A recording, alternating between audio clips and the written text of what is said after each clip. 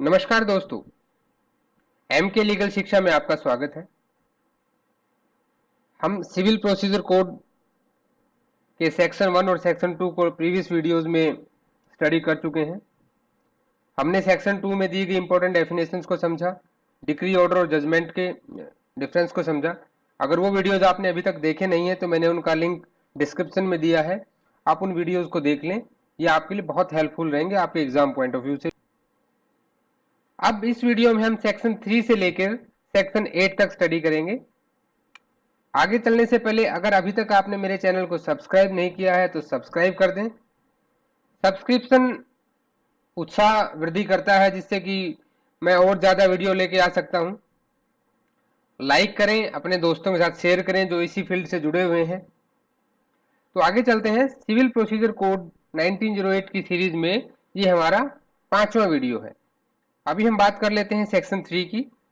Section 3 है आपका subordination of the courts. हम एक बार बेयर एक्ट की डेफिनेशन पढ़ते हैं। बेयर एक्ट में आपका लिखा है कि for the purpose of this code the district court is subordinate to the high court and every civil court of a grade inferior to that of a district court and every court of small cause is subordinate to the high court and district court. Next slide देखते हैं। सर्वोच्च न्यायालय, भारत का सर्वोच्च न्यायालय यही है। ये आपका हाई कोर्ट है, दिल्ली हाई कोर्ट। ये सिर्फ मैंने एक हाई कोर्ट के एग्जाम्पल का फोटो लगाया है। कोई भी एक हाई कोर्ट जिसका एक पर्टिकुलर स्टेट में या किसी यूनियन टेरिटरी में हाई कोर्ट होता है, उसका जो जुरिसडिक्शन है उसी स्टेट के लिए होता है। तो सुप्रीम कोर्ट के सबऑर्डिनेशन में आ गया हाई कोर्ट। हाई कोर्ट एक इंफीरियर कोर्ट है किसके लिए? सुप्रीम कोर्ट के लिए। फिर हम बात करते हैं डिस्ट्रिक्ट की। स्टेट डिफरेंट डिस्ट्रिक्ट में डिवाइड होता है, तो हाई कोर्ट के सबऑर्डिनेशन में आ जाएगा आपका डिस्ट्रिक्ट कोर्ट। और जो आपकी डिस्ट्रिक्ट कोर्ट के सबऑर्डिनेशन अगर हम बात करें तो सीनियर डिवीजन कोर्ट्स और आपकी जूनियर डिवीजन कोर्ट्स, ये आपकी जो आती हैं डिस्ट्रिक्ट कोर्ट के इंफीरियरिटी में आती है। और जो स्मॉल काज कोर्ट्स होती हैं वो भी डिस्ट्रिक्ट कोर्ट्स के इंफीरियर होती हैं। और आप बेयर एक्ट में क्लियरली मेंशन है कि जो डिस्ट्रिक्ट कोर्ट के इंफीरियर कोर्ट्स हैं वो हाई कोर्ट के भी इंफीरियर कोर्ट है। एमसीक्यू में कभी कभी आ जाता है कि small cause courts are inferior to. Option A में डिस्ट्रिक्ट कोर्ट दे देगा आपको, बी में हाई कोर्ट, सी में आपको बोथ, या डी में नन ऑफ द कोर्ट। तो बहुत सारे स्टूडेंट डिस्ट्रिक्ट कोर्ट मार्क कर देते हैं, जबकि आपको बोथ को मार्क करना है क्योंकि ये दोनों के इंफीरियर है। तो ये आपको समझ में आ गया होगा। सुप्रीम कोर्ट का सबऑर्डिनेशन में हाई कोर्ट, और हाई कोर्ट के सबऑर्डिनेशन में डिस्ट्रिक्ट कोर्ट, और डिस्ट्रिक्ट कोर्ट के सबऑर्डिनेशन में आपका senior division court and junior division court. अभी हम बात करते हैं सेक्शन 4, सेविंग्स। ये वो वाली सेविंग नहीं है जो आप बैंक में या अपने सेविंग अकाउंट्स में करते हैं। सेविंग्स का मीनिंग यहाँ पे है कि ये सिविल प्रोसीजर कोड कहाँ पे एप्लीकेबल नहीं होगा। हम इसको थोड़ा सा बेयर एक्ट की डेफिनेशन को पढ़ते हैं। In the absence of any specific provision to the contrary, nothing in this code shall be deemed to limit or otherwise affect any special or local law now in force or any special jurisdiction or power conferred। यहाँ पे देखिए, थोड़ा ध्यान दीजिए कि special और local law, मान लीजिए कोई भी स्पेशल या लोकल लॉ इन्फोर्स है, किसी कोर्ट को कोई स्पेशल जुरिस्डिक्शन दे रखा है या पावर कन्फर्ड, या कि गवर्नमेंट ने उसको स्पेशल पावर्स दे रखी हैं, या कोई स्पेशल प्रोसीजर उसके लिए प्रिस्क्राइब्ड है किसी भी दूसरे लॉ से, let it mean time being enforce, time पे जो कोई कानून आपका गवर्नमेंट के द्वारा इन्फोर्स किया गया है और उसमें ये सब चीजें बताई गई हैं, ये आपका एक्सप्लेनेशन 1 है, तो वहां पे सीपीसी एप्लीकेबल नहीं। अभी सेक्शन 4 के सब सेक्शन 2 की बात करते हैं। In the particular and without prejudice to the generally of the proposition contained in subsection 1, nothing in this code shall be deemed to limit or otherwise affect। ना तो उनको लिमिट करेगा ना उनको अफेक्ट करेगा एनी रेमेडी, किसी भी remedy को जो एक लैंड होल्डर और लैंडलॉर्ड में है अंडर एनी लॉ। किसी भी लॉ से लैंड होल्डर या लैंडलॉर्ड को जो रेमेडी मिली है ये उसको अफेक्ट नहीं करेगा। For the recovery of rent of agriculture land from produce of such land. Section 4 को एक्सप्लेनेशन के साथ समझते हैं। सेक्शन 4 सेविंग्स, ये क्या कह रहा है कि कोई भी स्पेशल लॉ या local law enforced by the government for time being, government ने कोई आपका एक स्पेशल लॉ या लोकल लॉ बना रखा है, तो उन मैटर्स के ऊपर सीपीसी की एप्लीकेबिलिटी नहीं होगी। सीपीसी कभी भी किसी लोकल लॉ को अफेक्ट नहीं करता है। स्पेशल जुरिस्डिक्शन और special power given to the court, अगर किसी भी कोर्ट को स्पेशल जुरिस्डिक्शन दिया गया है या उसको स्पेशल पावर दी गई है, तो वहां पर भी सीपीसी एप्लीकेबल नहीं होगा।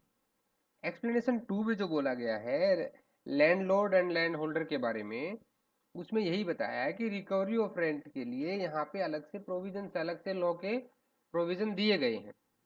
तो इन दोनों केसेस में आपका जो सीपीसी है वो एप्लीकेबल नहीं होगा।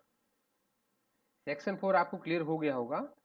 अभी चलते हैं सेक्शन 5 की तरफ, कि application of the code to the revenue code, where any revenue codes are governed by the provisions of this code on those matters of procedures upon which any special enactment applicable to them is silent.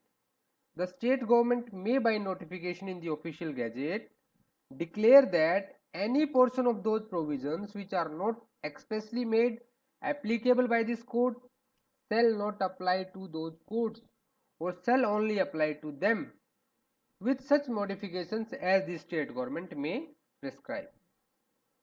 देखिए revenue courts क्या होती हैं? Revenue court होती है for the recovery of rent. Revenue courts के लिए special law होते हैं, जैसे आपका रेंट एंड इविक्शन एक्ट लगा लीजिए, किसी स्टेट्स का अपना एक एक्ट होता है, वैसे ही। तो उस रेवेन्यू कोर्ट्स के ऊपर सिविल प्रोसीजर कोड की एप्लीकेबिलिटी नहीं होगी। सेकंड बात ये कहता है कि इन केस अगर स्पेशल लॉ किसी भी मैटर के ऊपर साइलेंट है, मान लीजिए कोई ऐसी सिचुएशन आ जाती है जहां पे वो आपका लोकल लॉ या स्पेशल लॉ साइलेंट है, वो कुछ नहीं कह रहा, वहां पे उसके अंदर कोई प्रोविजन नहीं दिया हुआ है, तो फिर क्या उस पर सीपीसी लगेगा? नहीं लगेगा। But state government in their official gazette CPC के को उस पर्टिकुलर चीज के ऊपर एप्लीकेबल कर सकती है, बट उसको ऑफिशियल गैजेट में देना पड़ेगा। ये आपका सेक्शन 5 है। तो सीपीसी रेवेन्यू कोड्स पे एप्लीकेबल नहीं होती है। सेक्शन 5 हो गया। अभी हम चलते हैं अपने सेक्शन 6 की तरफ, पेक्यूनियरी जुरिस्डिक्शन।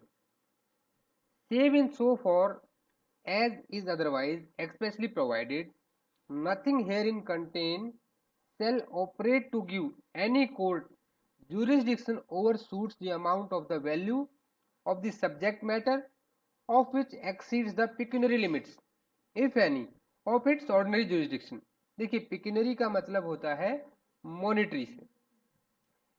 मान लीजिए प्लेंट में कोई सब्जेक्ट मैटर है, उसको प्लेंटिफ जब प्लेंट फाइल करता है तो अपने सब्जेक्ट मैटर के ऊपर एक उसका अमाउंट का वैल्यू बताता है कि मेरा वैल्यू इतना है, और कोर्ट्स का अपना एक पेक्यूनरी वैल्यूज लिमिटेशंस होती है कि वो इससे ज़्यादा अमाउंट के केस को डील नहीं कर सकते हैं। तो जो पेक्यूनरी जुरिस्डिक्शन है वो प्लेंट के ऊपर ही डिसाइड किया जाता है, ना कि रिटन स्टेटमेंट पे। जुरिस्डिक्शन का हम थोड़ा सा बेसिक समझते हैं, इसके ऊपर मैं एक नेक्स्ट वीडियो बना रहा हूँ, उसका मैंने लिंक आपके डिस्क्रिप्शन में दिया है, आप उसको देखिएगा, तो आपको जुरिस्डिक्शन से रिलेटेड सारे डाउट्स दूर हो जाएंगे। अगर मैं लेमन लैंग्वेज की बात करूं तो जुरिस्डिक्शन क्या है? एक कोर्ट की पावर है टू डिसाइड ए केस। ठीक है, जुरिस्डिक्शन क्या है? पावर है कोर्ट की केस को डिसाइड करने के लिए। अब ये अलग अलग टाइप का होता है, जैसे हमने सेक्शन 6 में पेक्यूनरी की बात की, ऐसे ये टेरिटोरियल जुरिस्डिक्शन होता है, आपका सब्जेक्ट मैटर जुरिस्डिक्शन होता है, आपका पेक्यूनरी जुरिस्डिक्शन होता है, और आपका ओरिजिनल जुरिस्डिक्शन होता है। तो मैंने जो डिस्क्रिप्शन में जो लिंक दिया है, आप उस पर जाके जुरिस्डिक्शन का पूरा वीडियो देख सकते हैं और इस पूरे कॉन्सेप्ट को काफ़ी अच्छे से समझ सकते हैं। अभी हम बात कर लेते हैं सेक्शन 7 की, प्रोविडेंशियल स्मॉल कॉज कोड्स। ये वो कोड्स हैं जो प्रोविडेंशियल स्मॉल कॉज कोड एक्ट 1887 या bearer small cause code law 1905, जब ब्रिटिश राज करते थे तो उन्होंने कुछ एरियाज में डिवाइड किया था इंडिया को, उनको प्रोविडेंशियल एरिया बोलते थे, और वहां पे उन्होंने छोटे छोटे कुछ कोर्ट सेटअप किए थे जो छोटे मोटे मुकदमों को डील करते थे।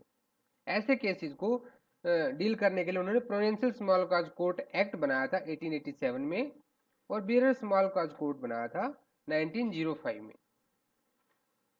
देखिए ये जो भी कोर्ट्स प्रेसिडेंसी स्मॉल काज कोर्ट एक्ट 1882 या बीरर स्मॉल काज कोर्ट लॉ 1905 के अंतर्गत सेटअप की गई हैं, ऐसी कोर्ट्स के ऊपर आपका सीपीसी एप्लीकेबल नहीं होता है, क्योंकि उनके लिए तो प्रोविजन दोनों एक्ट में दे ही रखे हैं ना भाई।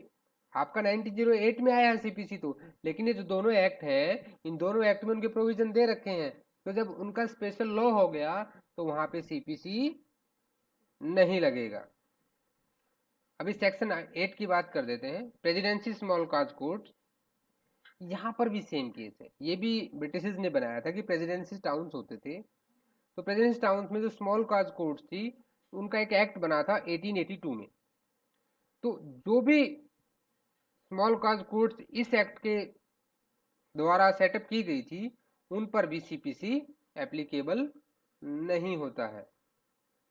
ठीक है, प्रेसिडेंसी स्मॉल काज कोर्ट के ऊपर भी सीपीसी एप्लीकेबल नहीं होता है।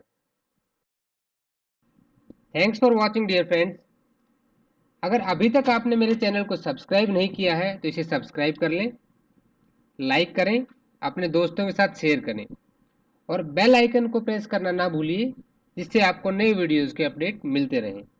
और अगर आपको कोई भी डाउट है तो आप मुझे कमेंट करके ज़रूर बताएं, मैं उसका रिप्लाई ज़रूर करूँगा।